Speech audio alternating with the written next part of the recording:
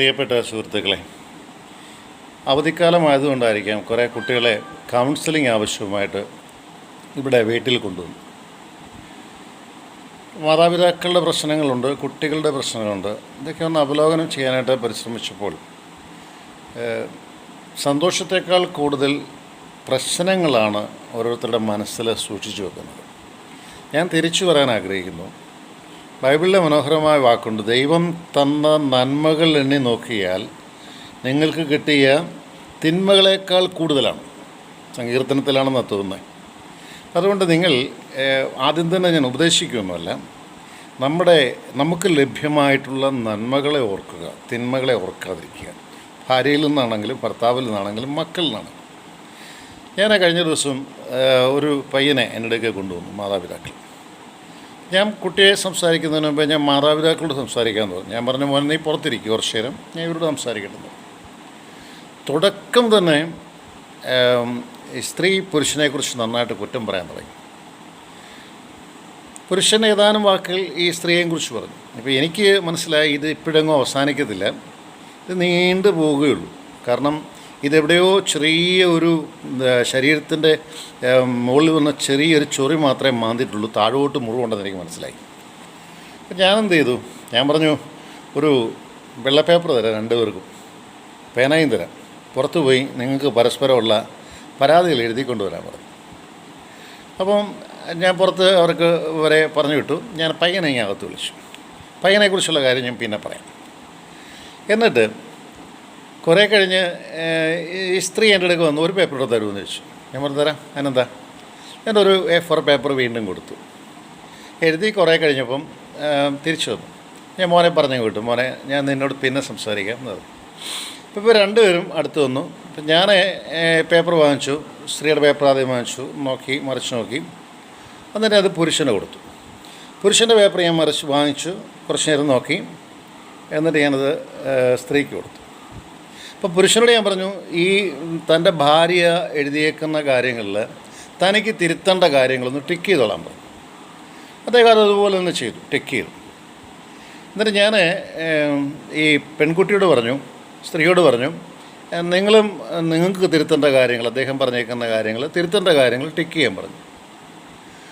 അപ്പോൾ സ്ത്രീ പേപ്പർ നോക്കി തിരിച്ചും മറിച്ചും ഒക്കെ നോക്കിക്കൊണ്ടിരിക്കുക.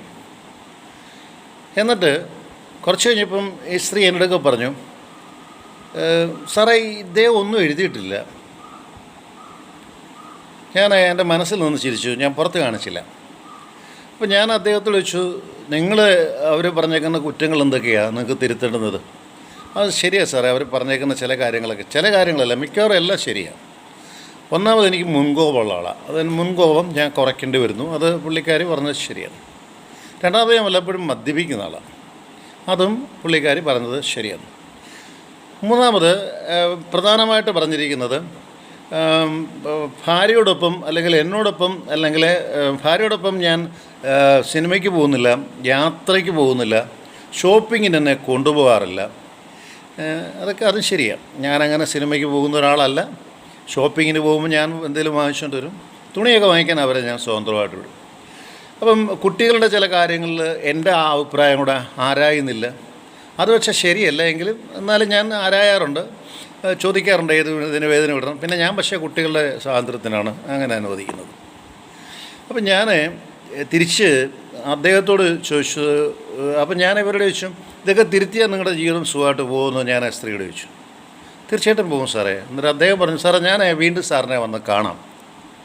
ഇതൊക്കെ തിരുത്തി ഒരു കുടുംബജീവിതമല്ലേ, അപ്പം നാളെ തുണി മാറുന്നത് പോലെ മാറാൻ ഒക്കില്ലല്ലോ. രണ്ട് കുഞ്ഞുങ്ങളുണ്ട്. അപ്പോൾ അതുകൊണ്ട് അവരെത്രയൊക്കെ മച്ചുവേർഡായതാണ്, 9ലും 8ലും ഒക്കെ പഠിക്കുന്ന കുട്ടികളാണ്. അപ്പം നമുക്കത് ഇനി ഒരുമിച്ച് പോകണ്ടേ, പൊരുത്തപ്പെട്ടുകൊണ്ട് ഞാൻ തിരുത്താം സാർ, കുഴപ്പമില്ല. അപ്പോൾ ഞാനങ്ങനെ പറഞ്ഞു. എന്നിട്ട് ഞാൻ ഈ പുരുഷനോട് ഞാൻ ചോദിച്ചു, നിങ്ങളൊന്നും എഴുതാഞ്ഞെന്ന് ചോദിച്ചു.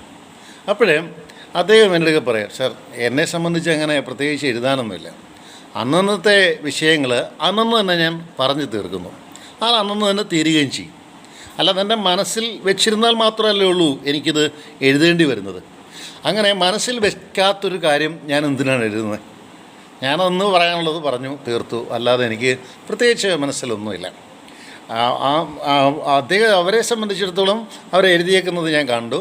എൻ്റെ വിവാഹ ജീവിതം തുടങ്ങി ഇന്ന് വരെയുള്ള കാര്യങ്ങളാണ് എഴുതിയിരിക്കുന്നത്. അതുകൊണ്ട് എൻ്റെ ഒരു അഭ്യർത്ഥനയാണ് സാർ, അങ്ങനൊരു കൗൺസിലറാണ് എങ്കിലും എൻ്റെ ഒരു അഭ്യർത്ഥനയാണ്. അന്നെന്നുള്ളത് പറഞ്ഞാൽ ഞാൻ അന്നൊന്ന് സോൾവ് ചെയ്ത് വിട്ടേക്കും. അതുകൊണ്ട് ഞാൻ ഇതിന് പരിഹാരമൊന്നും ഞാൻ പറയാൻ പോയില്ല. ഞാൻ ഒരു പരിഹാരം പരസ്യമായിട്ട് കോമണായിട്ട് പറയാൻ ഇത്രയാണ്.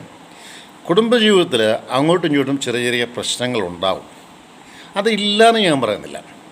ആ പ്രശ്നങ്ങൾ അന്നന്ന് പറഞ്ഞ് പരിഹരിക്കുക. ബൈബിളിലൊരു വാക്യം ഞാൻ ബൈബിളാണ് കൂടുതൽ പഠിച്ചിട്ടുള്ളത്. കോപിക്കാം എന്നാൽ പാപമാകരുത്, സൂര്യാസ്തമനത്തിന് മുമ്പ് നിങ്ങളുടെ കോപം തീരട്ടെ. അതെത്ര മനോഹരമായ വാക്കാണ്. സൂര്യാസ്തമനത്തിന് മുമ്പ് നിങ്ങളുടെ പിണക്കം തീരട്ടെ. അപ്പോൾ പിണങ്ങാത്ത ആരുടെ കൂട്ടത്തിൽ ഈ സ്വരം കേൾക്കുന്നവർ പിണങ്ങും. അതുകൊണ്ട് എന്തെങ്കിലും പ്രശ്നങ്ങളുണ്ടെങ്കിൽ അതാ ഞങ്ങളൊക്കെ പറയുന്നത്, ക്രൈസ്തവ ചിന്തയിലെ പറയുന്നത്, ഞങ്ങൾ വൈകുന്നേരം ഒരുമിച്ചിരുന്ന് പ്രാർത്ഥിക്കും. കുടുംബത്തിൽ പ്രാർത്ഥിച്ചിട്ട് അച്ഛനും അമ്മയൊക്കെ ജീവിച്ചിരിക്കുമ്പോൾ, അമ്മയുണ്ട് ഇപ്പോഴും, ജീവിച്ചിരിക്കുമ്പോൾ പ്രാർത്ഥിച്ചിട്ട് എഴുന്നേറ്റ് ഈശോ മിശിഹായെ സ്തുതിയായിരിക്കട്ടെ എന്ന് പറയും. ഇത് വെറുതെ പറയുന്നതല്ല. എന്നിട്ട് പരസ്പരം കൈ കൊടുക്കും, അങ്ങോട്ടും ഇങ്ങോട്ടും സ്തുതി കൊടുക്കും. പപ്പായ്ക്ക് ആദ്യം, അമ്മയ്ക്ക് പിന്നെ, ചേച്ചിക്ക്, അനിയന്, അങ്ങനെ എല്ലാവർക്കും അങ്ങോട്ടും ഇങ്ങോട്ടും. എന്നുവെച്ചാൽ അന്ന് വൈകുന്നേരത്തെ വിഷയം അവിടെ തന്നെ തീർന്നു. നാളെ പ്രഭാതത്തിനേക്ക് വേണ്ടി വെക്കാറില്ല. അതുകൊണ്ട് നമ്മുടെ മനസ്സിൽ എന്തെങ്കിലും അസ്വസ്ഥയുണ്ട്, ഒരു അധ്യാപകനോടായിരിക്കാം, അല്ലെങ്കിൽ ഒരു കുട്ടിയോടായിരിക്കാം, അല്ലെങ്കിൽ ഒരു മാതാവിനോടോ പിതാവിനോടായിരിക്കും, അന്നേരെ പറഞ്ഞു തീർക്കുക. മനസ്സിൽ വെച്ച് വേവിച്ച് വിഷമിക്കാതിരിക്കുക. ഈ മനസ്സിൽ വെച്ച് വേവിച്ചാൽ എന്തെന്നറിയോ, നമ്മുടെ മനസ്സിലായിരിക്കും നെഗറ്റീവ് എനർജി. ഞാൻ നാളെ ഇതുമായിട്ട് ബന്ധപ്പെട്ട് തന്നെ 3-4 വിഷയങ്ങൾ ഞാൻ ഈ ദിവസങ്ങളിൽ ചർച്ച ചെയ്യും, പ്രത്യേകിച്ച് കുട്ടികളുടെ കാര്യം. അടുത്ത നാളെ ഒരാളെ നമുക്ക് വെറുക്കണമെന്നുണ്ടെങ്കിൽ ആ വെറുക്കാനുള്ള കാരണങ്ങൾ നമ്മൾ ഉണ്ടെങ്കിലും ഇല്ലെങ്കിലും കണ്ടുപിടിക്കും. അതിനെക്കുറിച്ച് ഞാൻ നാളെ പറയാം. ഇന്നൊരു അത്യാവശ്യം അടുത്തുവരെ പോകേണ്ടുന്നുണ്ട്, യാത്രയല്ല എങ്കിലും അടുത്തുവരെ പോകണം. അപ്പം നന്മയുടെ നല്ല ദിവസം, ഒത്തിരി പേർക്ക് നന്മയുണ്ടാവട്ടെ എന്ന് ചിന്തിക്കുന്നു. ജോൺസൺ കരൂർ.